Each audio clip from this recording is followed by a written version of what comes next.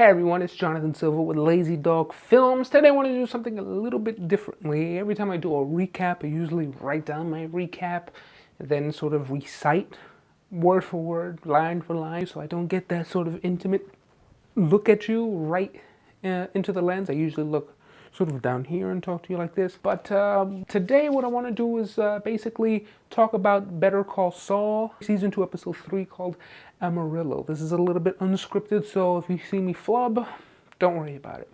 So the episode goes in line with what was done with the previous two episodes, where Saul, or as of right now, Jimmy McGill, played by Bob Odenkirk, is sort of skirting around the lines between illegality and sort of goody two-shoes, goody boy, goody two-shoes in a way. And in this case here, he seems to be sort of flirting with that. The episode opens up with him in Texas to not solicit new signatures for the class action lawsuit against the retirement home. In that, he ends up getting over 200, and he's praised by the law firm. Everyone is, praising him for his good work. But Kim Wexler, played by Rhea Seehorn, and his brother Chuck, played by Michael McKean, are sort of scolding him in a way. Chuck is scolding him for the fact that he knows that he's using these illegal tactics to get these information. And Kim knows as well, because 2 episodes ago, I believe it was in the second episode or in the premiere, he basically shows her that he's at heart a con man, and showing him his Slippin' Jimmy sort of shtick with, I forgot his name, but the guy from the original series of Breaking Bad, and they do a con on him to get some drinks out of him and whatnot. But she sort of scolds him, and he wants to do right, because at heart, in his heart, he knows she's right, that what he's doing is sort of skirting that line between illegality, and he knows he has to make a change for the better. So he ends up trying to do what he knows best to try to bring in new clients to this class action lawsuit: theatricality. He produces a $700 commercial to play at the very first commercial break for Murder, She Wrote, and it looks fantastic. Kim watches it and she's sort of thrilled that he's going about something in a legal way, something that the law firm has a legal recourse to do. But this is where Slippin' Jimmy sort of gets his way. He ends up showing the video to Kim, but holds back and doesn't show it to any of the partners at the law firm.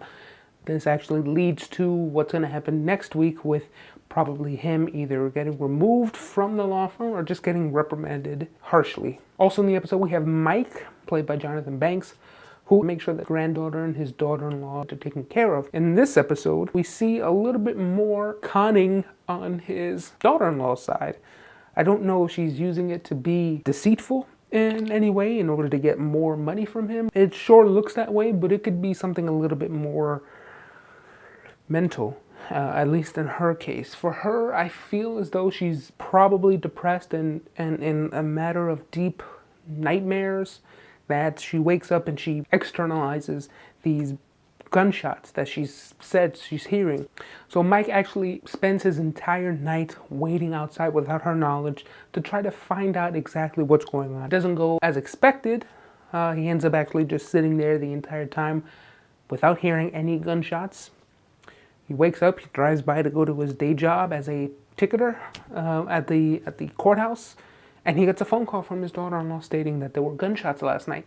He seems perplexed at this point, and he sort of knows that she's lying, or she's internalizing it, or imagining it. But he says nothing of it, and he ends up taking a huge job from the veterinarian with Michael Mando, Nacho. The implications of the job have remained to be seen. I really like this season so far. It is dragging a bit, so there are some times where I'm sitting there. It is boring at certain times, but I know where the creators are wanting to go with this. The first season was a little bit more plot-driven. This season seems a little bit more character-driven. We're getting a lot more characterization on Jimmy McGill, what's turning him into Saul Goodman, and that's sort of the basis of the entire season so far. We're getting a little bit of struggle here between Jimmy McGill and Saul Goodman, with Bob Odenkirk sort of skating the line between them. He wants to do right, but he eventually skirts off into his Saul Goodman, his Slippin' Jimmy, and sort of breaks the rules or bends the rules to his liking. With Mike, it's a little bit different. We know from last season that Mike was a cop and Mike was a henchman or a bad guy, whatever. He's skating that. He doesn't skate that line. He knows where he is and he continues to walk, or in this scenario, the way I'm talking, skate on that line. I don't think we're going to get a little bit more on what Mike wants. I think we're going to get a little bit more about his relationship between him, his granddaughter, and his daughter-in-law. And I think that's going to be the key storyline or the key drive for this character in this season. I wonder how that's going to play out with her imagination or her lying. But I do hope that it does work in the right way, in the right favor. Don't really want to see that burn being bridged. Don't really want to see that burn being bridged. Don't really want to see that burn being bridged. Burn being bridged. Burn being bridged. Burn being bridged. Burn being bridged.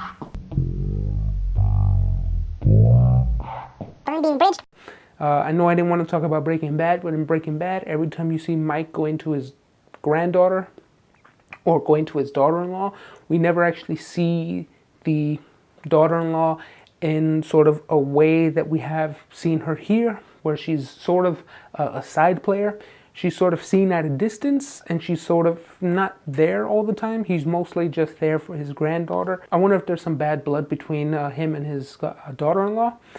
And I hope that actually plays out this season. I'm wondering what's going to happen next.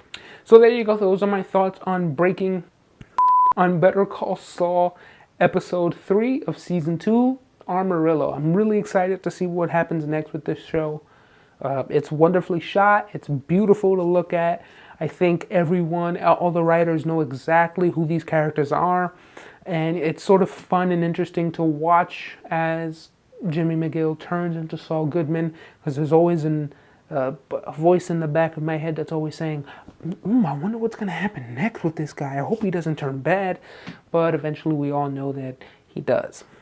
And finally, I want to talk to you guys about something that I, did. I'm going to move the camera back a little bit. I got myself a LazyDog Films t-shirt. I hope you guys would like it. I am thinking about selling a few. I'm going to have some on the website. So if you visit lazydogfilms.net or visit this, going to be this address here. I'm going to have a couple of shirt designs as well. Let me know if you want. If there's enough demand, there will be enough supply. So let me know what you guys think. For more information on the recap, to read my review, visit the link in the description below, lazydogfilms.net. If you want to connect with me on Twitter at LazyDogFilmBlog or on Facebook.com/LazyDogFilms. I've been Jonathan Silva, and this, again, has been LazyDog Films.